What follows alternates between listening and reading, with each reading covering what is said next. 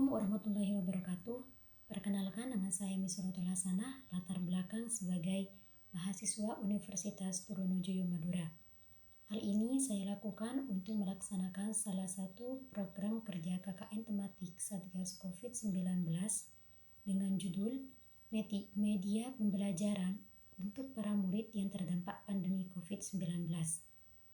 Sehubungan dengan adanya pandemi COVID-19, terdapat perbedaan mengenai proses belajar mengajar yang mana sebelumnya dilakukan dengan bertatap muka secara langsung antara murid dengan guru, dan untuk sementara ini berubah menjadi serba online dengan menggunakan metode pembelajaran jarak jauh seperti media pembelajaran PowerPoint dan lain sebagainya.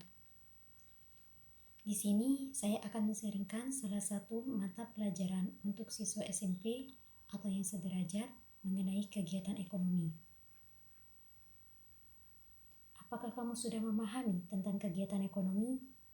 Kegiatan ekonomi yang dilakukan oleh masyarakat ada 3, yaitu produksi, distribusi, dan konsumsi. Ketiga kegiatan ekonomi tersebut mempunyai hubungan yang sangat erat dan saling bergantung. Produksi memerlukan adanya distribusi dan konsumsi. Artinya, kegiatan produksi tanpa kegiatan distribusi dan konsumsi tidak akan berjalan sebagaimana mestinya. Kegiatan distribusi tidak mungkin ada tanpa adanya barang yang diproduksi dan yang mengonsumsi barang tersebut. Begitu juga dengan kegiatan konsumsi, tidak akan terlaksana kalau tidak ada yang memproduksi barang dan yang mendistribusikan barang tersebut. Tahap awal saya akan menjelaskan tentang pengertian produksi. Produksi adalah kegiatan menciptakan atau menambah nilai guna suatu barang atau jasa untuk memenuhi kebutuhan manusia. Contoh produksi yaitu sepeda motor dibuat oleh pabrik perakitan motor, padi ditanam oleh petani, dan jasa pengobatan dilayani oleh dokter.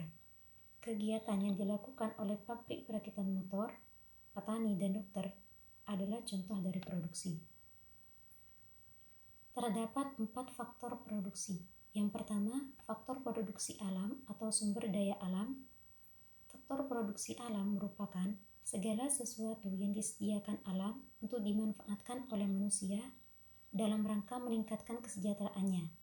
Faktor produksi alam terdiri dari tanah, air, tenaga alam, barang tambang, dan iklim. Yang kedua, faktor produksi tenaga kerja atau sumber daya manusia. Faktor produksi tenaga kerja merupakan segala kegiatan manusia yang dicurahkan dalam proses produksi untuk menciptakan atau menambah nilai guna barang atau jasa. Yang ketiga, faktor produksi modal, yaitu segala benda atau alat buatan manusia yang dapat digunakan untuk memperlancar proses produksi dalam menghasilkan barang atau jasa. Yang keempat, faktor produksi kewirausahaan. Faktor produksi kewirausahaan adalah kemampuan intelektual seseorang untuk mengelola atau menyatukan ketiga faktor produksi di atas dalam suatu proses produksi. Selanjutnya, saya akan menjelaskan sedikit tentang distribusi.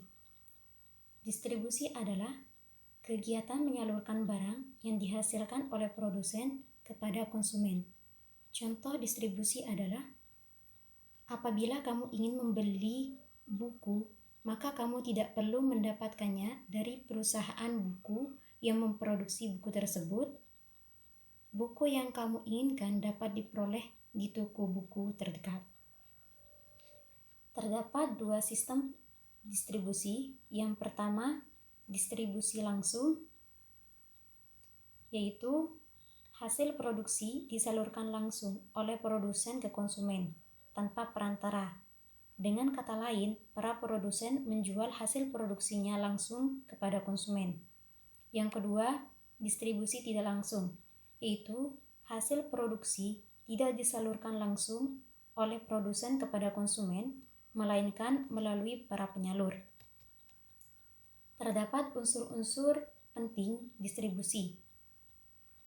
Yang pertama, pelaku distribusi yang disebut dengan distributor merupakan sekelompok lembaga yang ada di antara berbagai lembaga yang mengadakan kerjasama untuk mencapai suatu tujuan.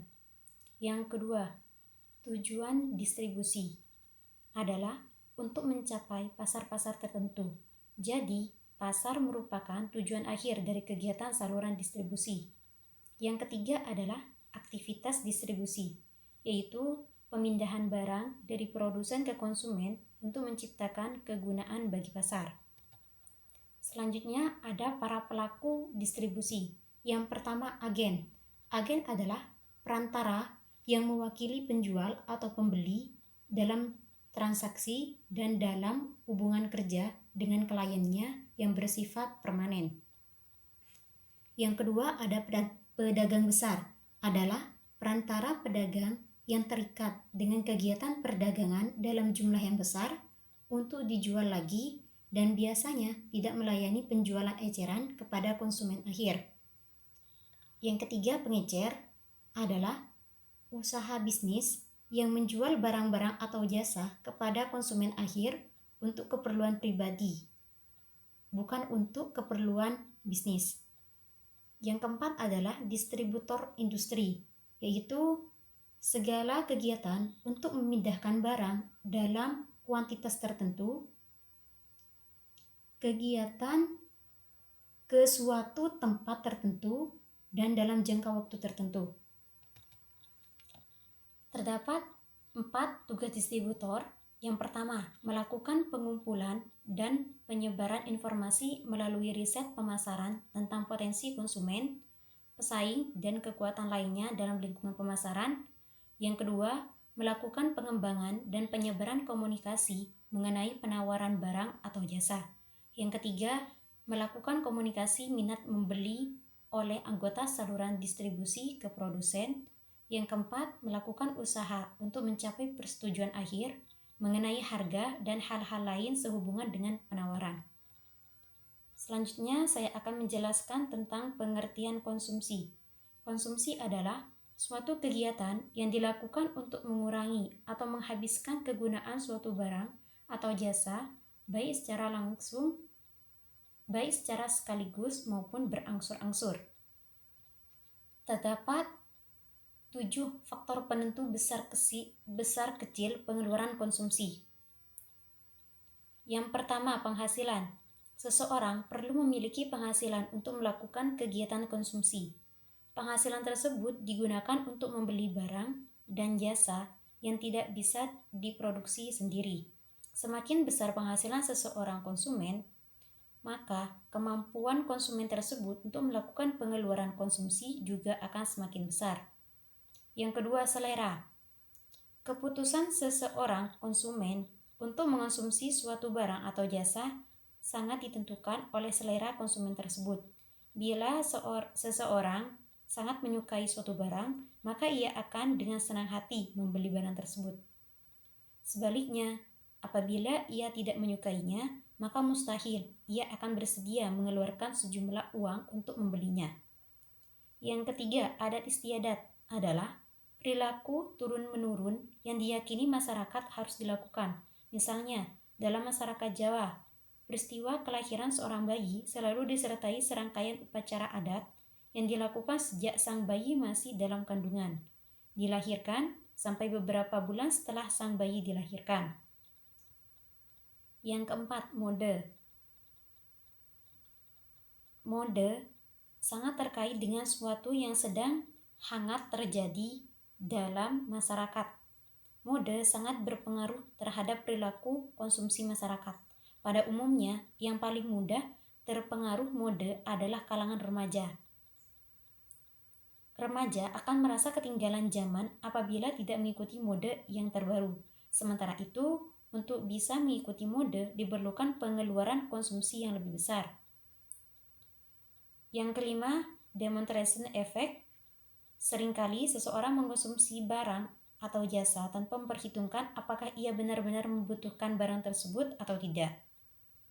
Ia membelinya sekedar ingin khawatir dianggap kalah atau lebih rendah daripada orang lain yang juga mengkonsumsinya. Contoh, Ibu Ana membeli smartphone karena melihat Ibu Dina juga membelinya. Padahal smartphone bukanlah kebutuhan mendesak bagi Ibu Ana. Selanjutnya, iklan. Iklan sangat berpengaruh terhadap pola konsumsi seseorang. Ada pepatah, tak kenal maka tak sayang. Seseorang akan mengonsumsi suatu barang tertentu karena ia mengenal atau mengetahui barang tersebut. Agar konsumen mengenal barang produksinya, maka produsen akan mengiklankan produk tersebut. Semakin gencar iklan dilakukan, maka diharapkan akan semakin besar pula pengaruhnya terhadap pola konsumsi masyarakat. Yang terakhir, ada perkiraan harga. Perkiraan harga di masa yang akan datang sangat mempengaruhi pengambilan keputusan untuk pengeluaran konsumsi. Bila konsumen berharap bahwa harga suatu barang akan naik di masa yang akan datang, maka ia akan cenderung membeli saat ini sebelum harganya benar-benar naik. Sebaliknya, bila konsumen mengira bahwa harga suatu barang akan turun di masa yang akan datang, maka ia akan menunda pengeluaran konsumsinya menunggu sampai harga barang tersebut benar-benar turun.